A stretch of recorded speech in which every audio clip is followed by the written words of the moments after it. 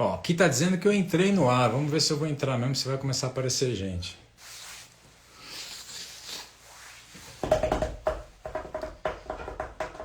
Por enquanto não apareceu ninguém. Mas como é que nós tá gravando? Tá gravando, tá entrando. Ah, Ana, olha só quanto tempo. Espero que você esteja bem. Gabriel, Helena. Tá começando a aparecer gente. Priscila, Regis, Fernanda, Emi. Boa noite. Oiê, oi Emi.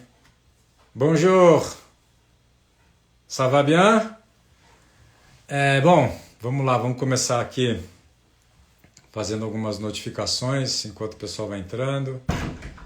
Hoje eu vou fazer a live diretamente da montanha, então eu tô meio adaptado, meio numa situação mais ou menos, não estou com todos os materiais na mão que eu gostaria de ter, então vai ser um pouco mais adaptado. Ô Mimi, boa noite.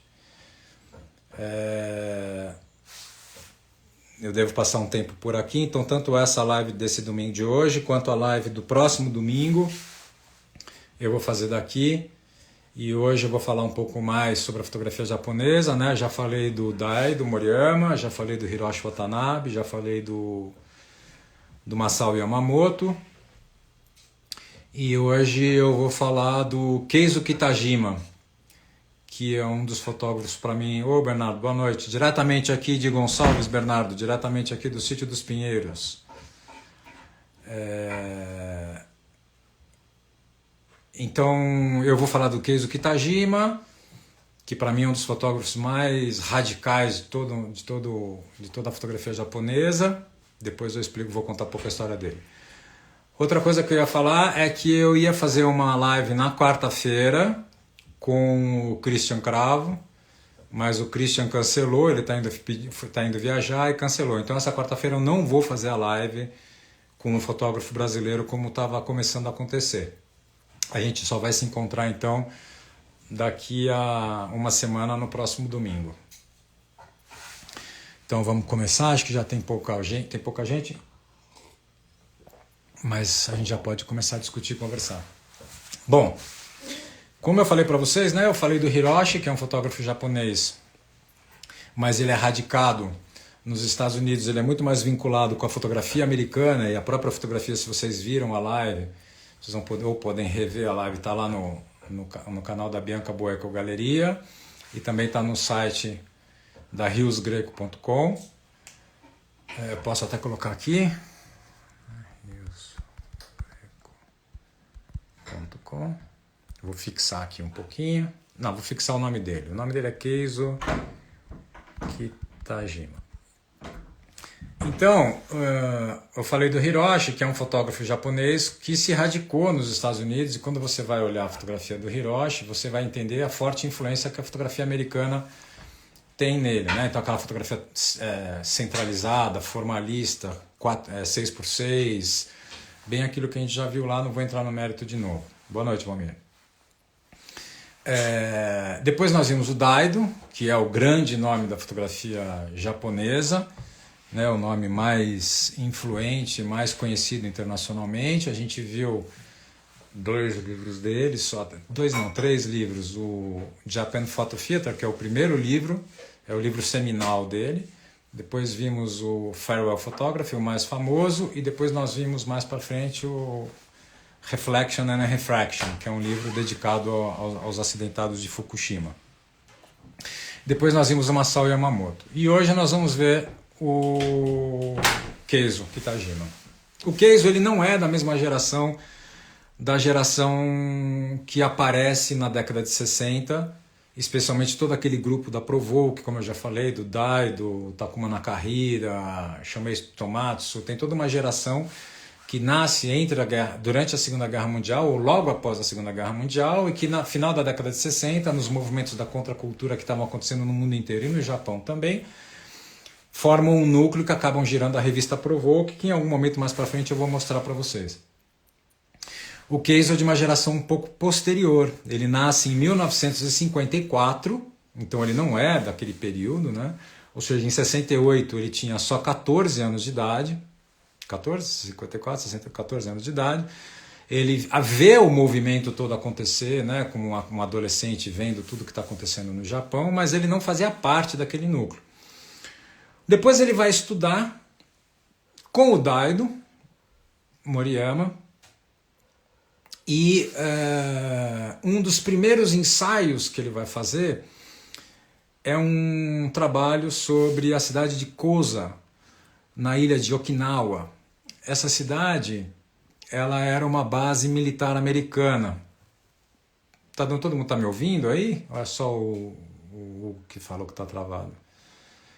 É uma cidade... Alguém responde para mim, por favor, se estão me ouvindo? É uma cidade... Ah, tem gente entrando, acho que está funcionando, não?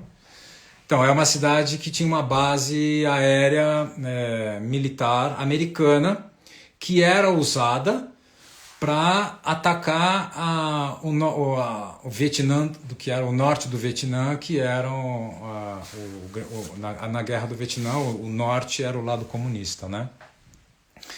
Então essa cidade foi ocupada pelos americanos e ali tinha essa base, e ali, claro, que no momento que você está vivendo dentro do Japão, no final da década de 60, todo o questionamento era exatamente sobre o conflito com a cultura americana que vinha de fora e estava ocupando todo o espaço para os universitários e ocupando todo o território japonês, né? Em 75 a guerra acaba e o Keizo, com 75 praticamente ali com 19 anos de idade, ele vai para a ilha de Okinawa, para Kozo, e ele vai querer fotografar o que estava acontecendo, né? Ali, além de ser a base para ataque, era também a base onde os soldados americanos, quando saíam da guerra do Vietnã, iam primeiro para essa base para fazer aquele tratamento de reinserção social, de ficar um tempo de descanso.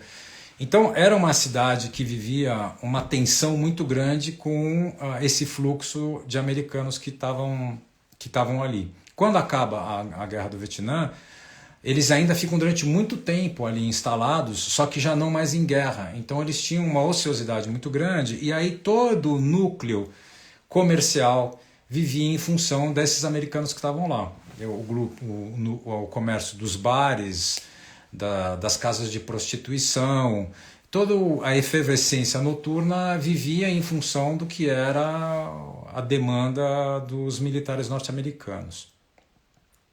E aí o Keizo vai para lá e vai fazer um trabalho, vai fotografar então esse encontro, esse choque cultural que acontece entre a cultura americana e a cultura japonesa, que está ali nos seus estertores dentro do modelo clássico tradicional.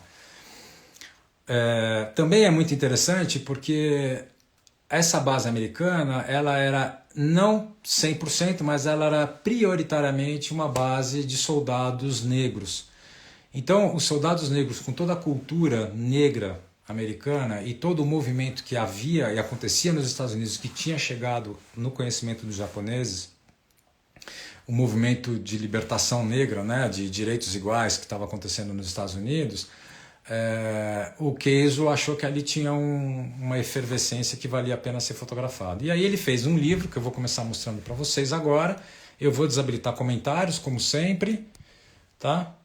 Aqui o ambiente realmente, a gente está num ambiente mais sem estrutura que nem tá. O livro é esse aqui, ó, que nem lá do meu ateliê, Keizo Kitajima, Moduro Okinawa.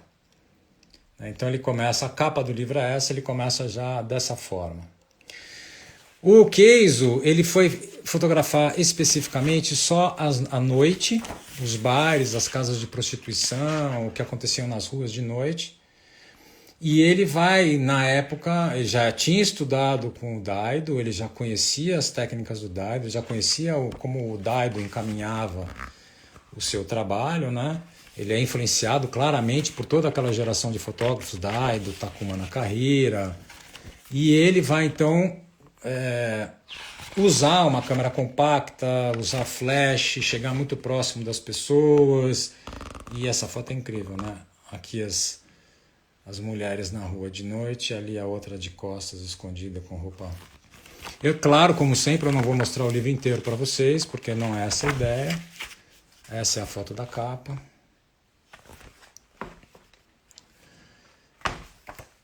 Aqui, por exemplo, é uma foto de uma cena de um confronto aqui, ó, entre negros e japoneses.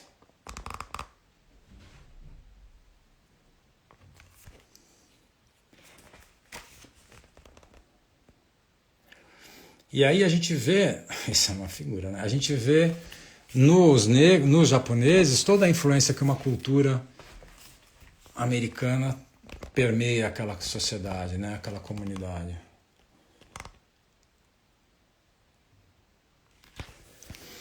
É um trabalho belíssimo.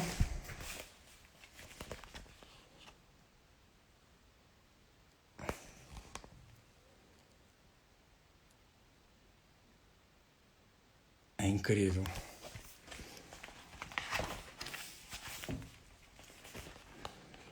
Olha.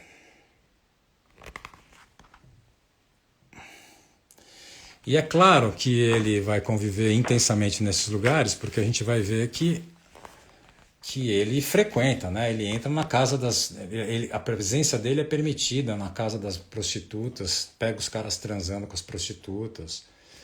Eu estou mostrando as coisas, só uma parte do trabalho, né? Não estou mostrando tudo. Como sempre, só uma pequena degustação do que é o trabalho, do que é o livro.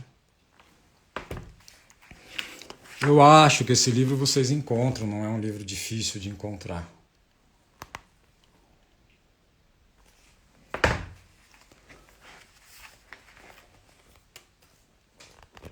Então, aqui mais um conflito, né?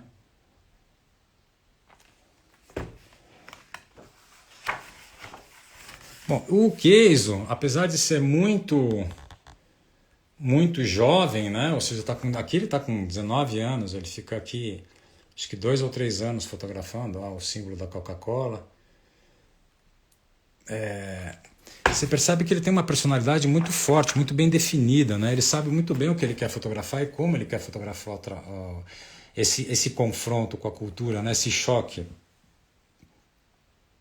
da cultura japonesa com a cultura americana, né? É impressionante como toda essa geração pós-Segunda Guerra no Japão é uma geração de artistas no meio da fotografia, né? Muito conectadas, muito envolvidas politicamente com o que está acontecendo no país e produzindo um trabalho para a época absolutamente potente, né? Mesmo hoje ainda é potente, imagina na época. Né? Realmente eles vieram num momento para romper a nossa cultura ocidental clássica de fotografia, né? Aqui ele ainda está experimentando, né? Vejam, é um dos primeiros ensaios da vida dele, né? Um dos primeiros trabalhos da vida dele. E olha com que determinação e com que mergulho que ele vai fazer o trabalho. Aí aqui, só para encerrar.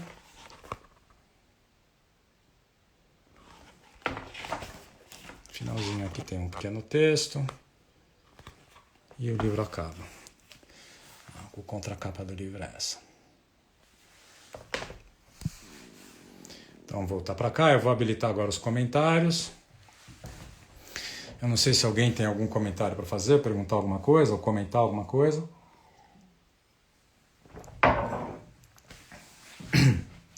Bom, vamos lá ver se alguém perguntou alguma coisa, senão eu vou seguindo. Vou mostrar um pouquinho mais o trabalho dele.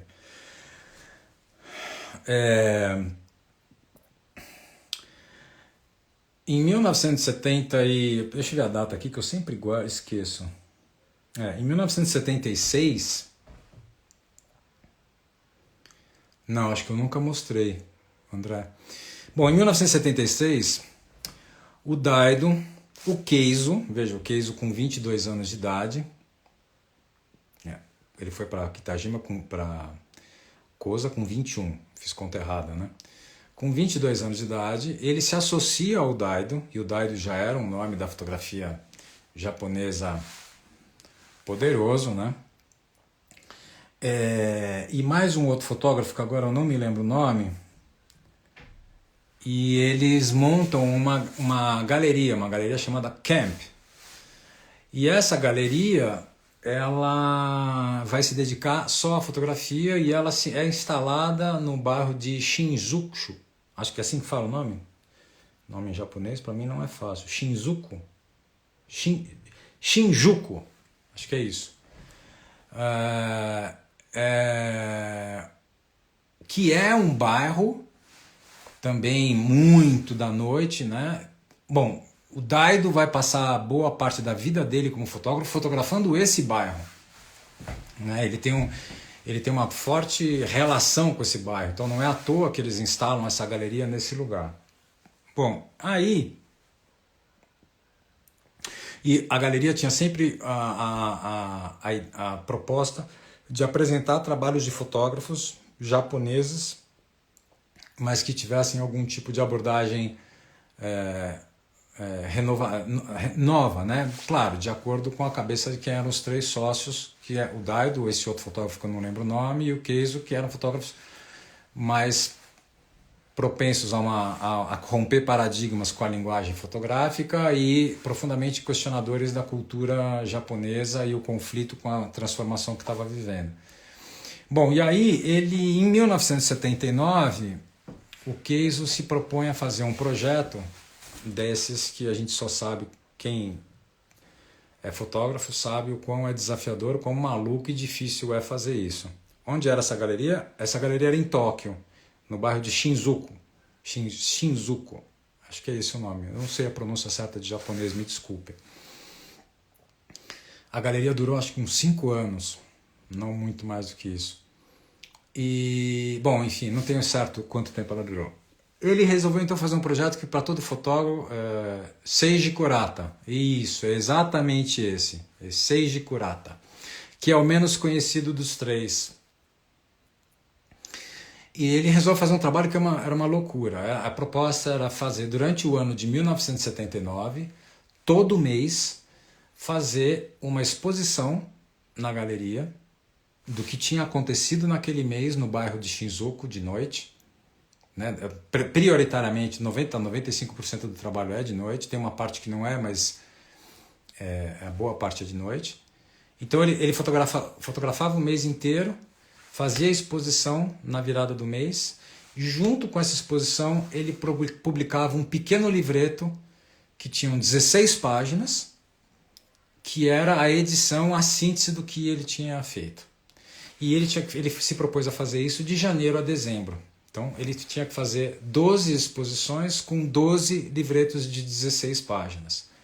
Bom, para quem trabalha com fotografia e tem um pouco de conhecimento dessa parte de impressão, você imagina a loucura que o cara devia ser conectado no 440, né? Porque literalmente trabalho de Hércules fazer isso. E aí, para, claro, ele ter agilidade no processo, ele acaba optando por fazer algumas coisas, alguns experimentos muito interessantes. Ele vai transformar a galeria num quarto escuro, e a forma dele fazer as fotografias nas paredes, ele pegava os papéis, emulsionava papel, e ele transformava a galeria num quarto escuro e projetava as fotos, né, os negativos, nesses papéis emulsionados na parede. Ele passava depois os reveladores com a mão, né, com pincel, com brocha, sei lá qual ferramenta que ele usava, fazia todo o processo já com as fotos na parede. Então, quando ele acabava o processo, essas fotografias ficavam durante um mês. É claro que era absolutamente precário, então havia um processo que ia degradando as imagens conforme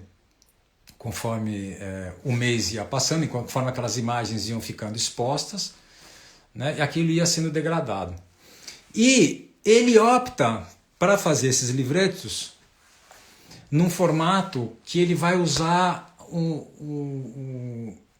a cultura clássica japonesa do mangá. Então é um formato de mangá, né? É para ser lido não como esse, que é um livro no sentido ocidental, o livro é no sentido oriental, né? E ele vai usar a linguagem como se fosse uma linguagem de mangá também. Ele vai trabalhar com fotos, ele vai fotografar com flash, hiper processar esses filmes, então ele vai ter sempre filmes em alto contraste, sempre alto contraste. Então você praticamente em todas as imagens você só tem preto e branco, você não tem passagens de cinza. E isso traz um impacto, uma dificuldade de a gente estabelecer uma relação com a imagem pelas sutilezas, porque não existe sutilezas. Agora, salvo eu esteja enganado, pode ser que eu esteja enganado, mas eu acho que essa opção tem muito a ver com um facilitador que é na hora de imprimir. Porque se você tem um trabalho que é só preto e branco, o custo de impressão é muito mais baixo, porque você pode fazer em máquinas muito rudimentares, e você não tem muito problemas técnicos para imprimir. Você não precisa ficar fazendo muita aprovação. Se a máquina imprimir preto no branco, o trabalho está resolvido. Você não tem sutilezas. Se você não tem sutilezas de passagens, você não tem sutilezas de cinza, simplesmente você não tem problema nenhum com impressão, né? Basta que a máquina faça um chapado de preto e o branco está lá e o trabalho está preparado. E eu acho que só era possível fazer um trabalho nessa dimensão de volume, né, exposição e livro e livreto, se fosse feito dessa maneira. Caso contrário, seria impossível fazer uma exposição por mês com livro, né? Ao término, em 82, ele vai publicar um livro que eu vou mostrar para vocês, que é a coletânea dos 12 livretos. Então eu vou aqui mudar para vocês começarem a ver. Então isso aqui vem numa caixa. Isso aqui é uma publicação mais recente, é uma segunda edição, que foi feito pela Staedel, mas que seguiu à risca o que era o projeto, né? Uma caixa de um papelão bastante rudimentar, mas que é realmente muito charmoso, né? Chama Photo Express Tokyo. Eu vou desabilitar aqui os comentários. Pronto. E aí, o que nós temos aqui? Nós temos 12, esse aqui é um catálogozinho que mostra um pouco como é que foi a exposição, depois eu mostro. Então ele tem 12 pequenos livretos, né?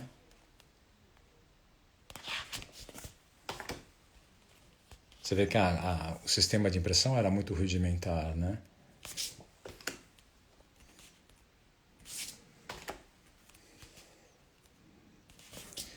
Os livros não são temáticos, esse é o número 1, mês de janeiro foi tal coisa, o mês de fevereiro foi tal coisa. Não, é um pouco a rotina e os acontecimentos de quem vivia a noite nesse bairro. Então já dá para perceber, né, como é que é radical a questão gráfica do livro e a linguagem que ele constrói, que é muito interessante, né? Então eu vou mostrar algumas coisas de alguns para vocês, olha.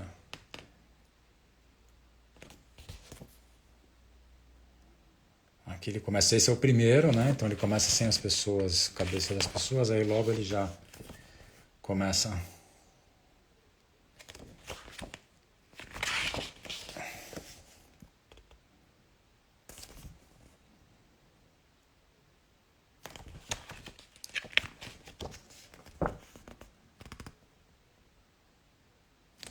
Eu vou mostrar esse primeiro inteiro, depois os próximos eu vou dando umas puladinhas porque é muita coisa para ver. Só para vocês verem como é que é a pegada de um modelo inteiro, né?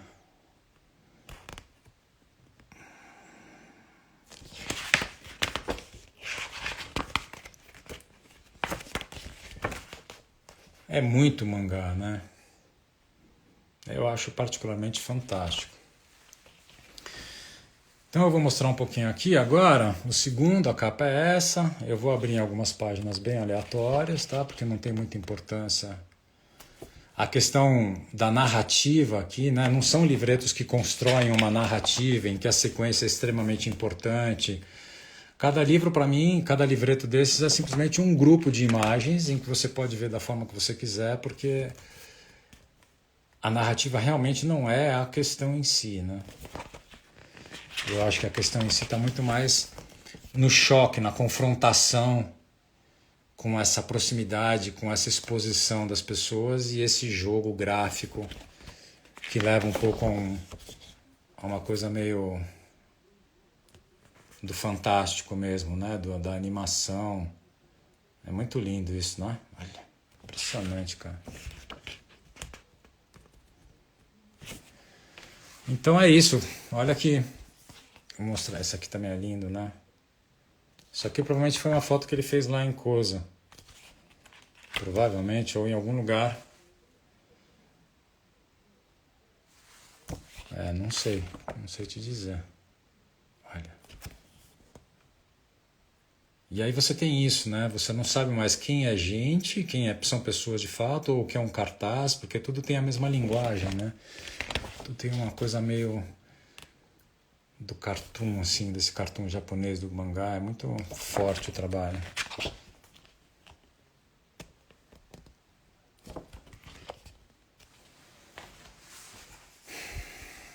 Esse é o mês de abril. Esse aqui é lindo. Tem uma pessoa aqui, tá vendo? Olha.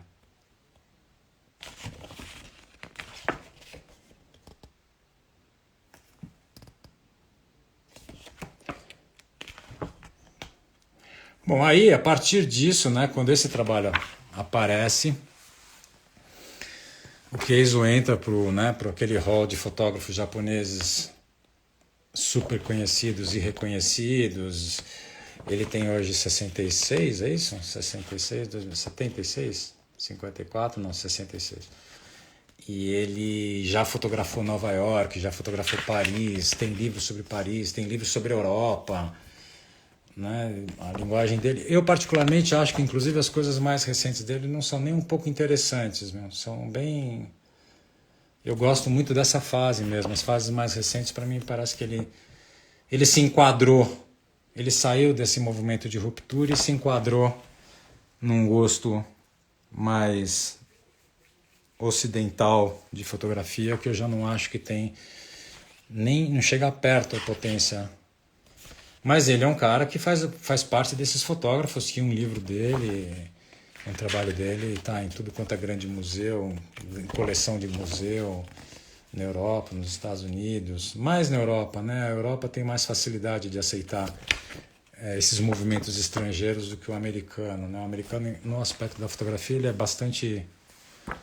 vai para uma escola bastante mais conservadora, né? Haja vista, por exemplo, comentários de críticos americanos sobre a fotografia nórdica, europeia, comentando com desdém, que é chocante, porque é uma fotografia maravilhosa, né?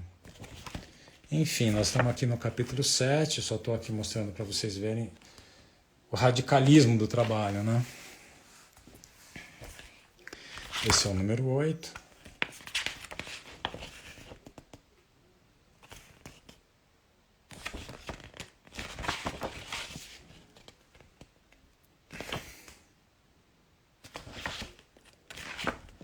Eu acho que aqui para um domingão, né? Eu aqui no meio da montanha, me isolando para poder descansar um pouco da cidade grande aí de São Paulo, da loucura de ficar trancado o tempo inteiro.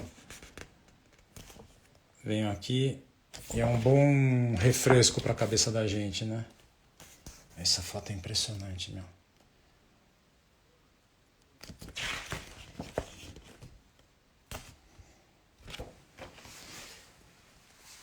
Número 10, tá acabando, gente, tá acabando. Esse aqui é ele, nessa época.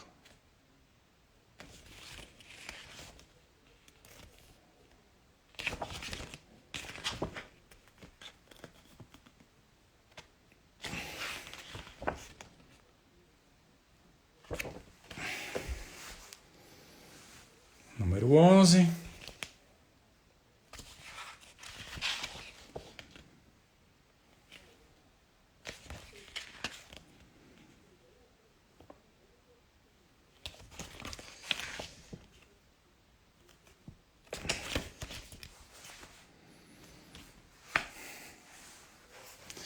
E número 12.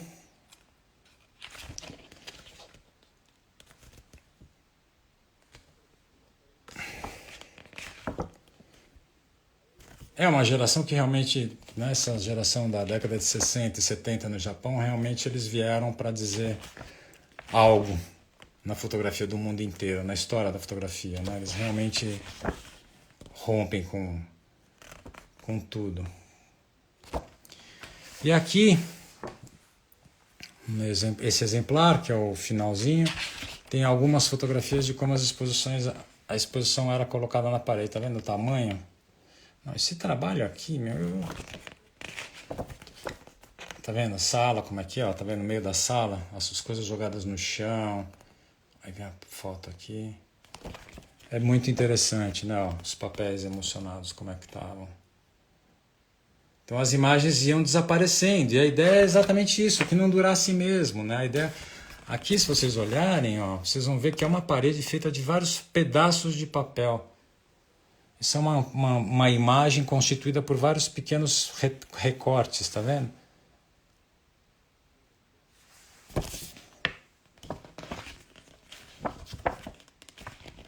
Ó.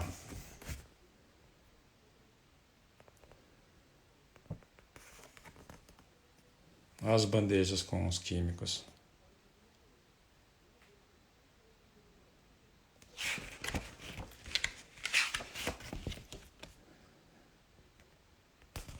Eu não consigo entender como um cara que fez tudo isso depois dá um passo para trás e volta a ser um fotógrafo bem comportado. Deixa eu habilitar aqui as... Como é que pode, né? Eu não entendo. Não estou criticando, só estou dizendo que eu não entendo. Eu acho que ele, por exemplo, naquele momento, talvez pela idade, o Daido é de 38, ele é de 54, eles têm 16 anos a mais. Talvez... Projeto de guerrilha maravilhoso. Com certeza, é um projeto de... Isso é uma postura maravilhosa, né? Política maravilhosa, né? Tá colocando em xeque tudo, a cultura dele, a cultura de todo mundo que está no entorno. É impressionante. Gente, isso é de 79. 79. Mas vejam como é um cara que, apesar de 79, pra gente, essa é uma questão super interessante, que é sempre uma coisa que eu me pauto, né, com os meus alunos, que é a questão de... para a gente poder romper com certos paradigmas, a gente precisa saber a existência desses paradigmas, a gente precisa entender como é que as coisas são feitas, como é que uma linguagem, como por exemplo a fotografia preto e branca, como linguagem acontecia naquela época, para que você possa testar os limites e ultrapassar esses limites.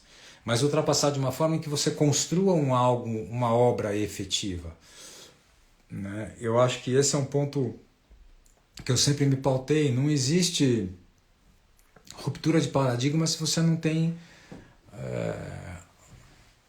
Você só rompe com alguma coisa quando você tem conhecimento que você está dentro de alguma estrutura, né? E no nosso caso aqui eu estou falando de linguagem. A linguagem da fotografia preta e branca, naquela época, com filme. Quer dizer, como é que você pode romper, né? A ruptura, ela não é um ato de discurso, ela é um ato de fazer.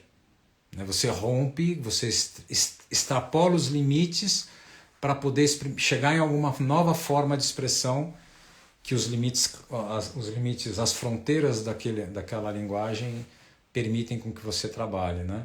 Se elas não lhe são mais interessantes, como é que você faz para romper com isso e alcançar um patamar diferente? Para isso você precisa dominar o que você faz, né? Quer dizer, como é que um cara como esse vai fazer uma exposição e tudo esse processo se ele não tem o domínio do processo, se ele não sabe como fazer, né? Não basta você seguir uma formulinha, né? E esses caras todos fizeram isso, foram testando ao limite, né? Eu acho que o Keizo, comparado com o trabalho do Daido, o Daido é um fotógrafo muito mais pleno, muito mais consistente como artista, né? Não é à toa que o Daido é o Daido, porque ele começa a fotografar lá atrás, né? 20 e poucos anos de idade, e está com, hoje acho que 38, né? Ele está com 70, 80, 82, é isso? Puta, eu tô ruim de conta hoje. Mas enfim, produzindo, tendo uma obra vastíssima, como eu falei lá naquela live, de 170 livros, né? E seguindo a linha de escolha, de condução dele, de como trabalhar e como desenvolver. Então ele tem uma consistência, acho que maior que o Keizo. Mas o Keizo, naquele momento, eu acho que o Keizo ousou muito mais e pulou muito, foi muito mais além do que o Daido com Farewell Photography, com esse livro de 79, né, o Photo Express Tokyo, que eu mostrei agora rapidamente para vocês. Eu acho que ele foi muito mais além, porque ele ousou de todas as maneiras, né? Fazer um trabalho como esse eu acho impressionante. Eu não sei se alguém quer falar alguma coisa, perguntar alguma coisa, quer saber alguma coisa. Eu posso depois dar uma... Ele tem, se vocês procurarem, ele tem um livro muito bonito também chamado European qualquer coisa, agora não me lembro direito. É um livro esgotado, dificílimo de achar. Bom, e aí? Ninguém tem nada para perguntar? Deixa eu ver se ficou alguma coisa aqui para trás. O Gabriel falou que projeto de guerrilha, já comentei. Que história mais interessante é realmente... Seja de Kurata, Fernando. Eu acho que não tem, né? Ninguém quer perguntar e comentar nada, gente? Foi tão decepcionante assim hoje.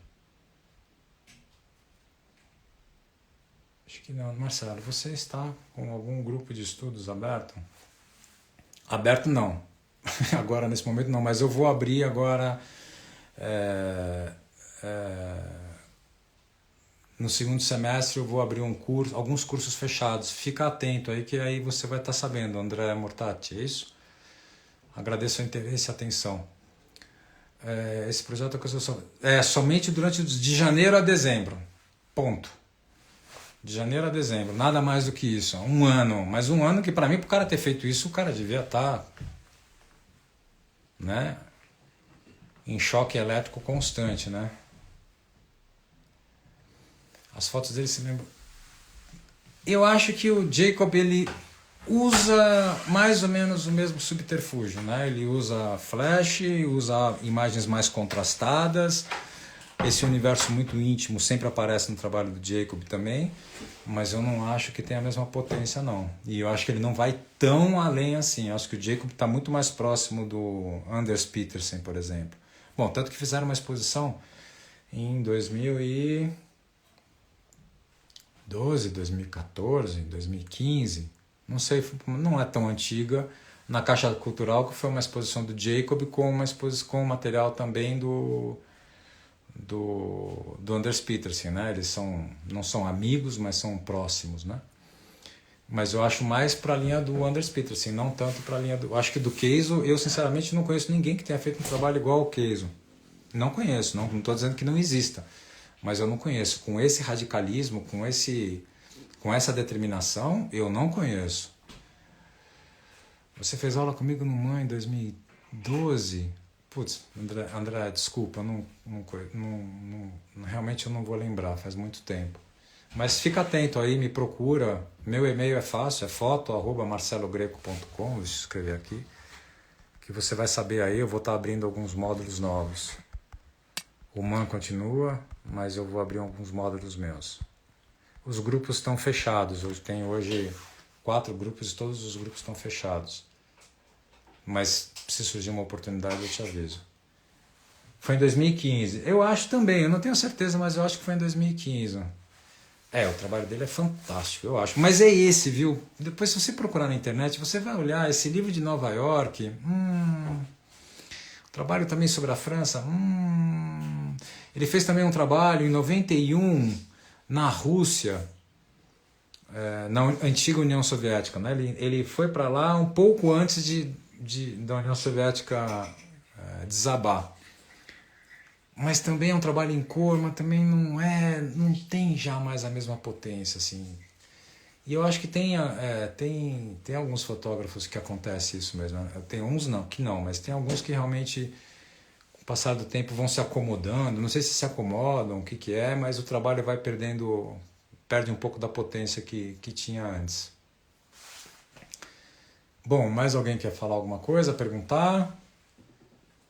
Não, se ninguém quiser comentar mais nada, também não querem perguntar mais nada. Acho que essa vai ser mais curta então, hein? Posso encerrar, gente? Bom, então, relembrando, quarta-feira o Christian Cravo não vai poder fazer a live, então não vou fazer a live de quarta-feira porque eu não tenho tempo, eu estou longe de São Paulo, não tenho tempo de organizar um outro fotógrafo para participar e bater um papo com vocês. Lembrando sempre que isso é bate-papo entre amigos, não tem nenhum compromisso de entrevista sério, assim como foi com o Márcio na semana passada. E no domingo que vem eu vou falar de 2 fotógrafos, um japonês e um que não é japonês, um francês, mas que viveram condições de vida semelhantes e que fizeram trabalhos muito interessantes os dois. Eu vou fazer uma comparação entre os dois. Então é isso, vou encerrando por aqui então, ok? Muito obrigado e até semana que vem. Abraço.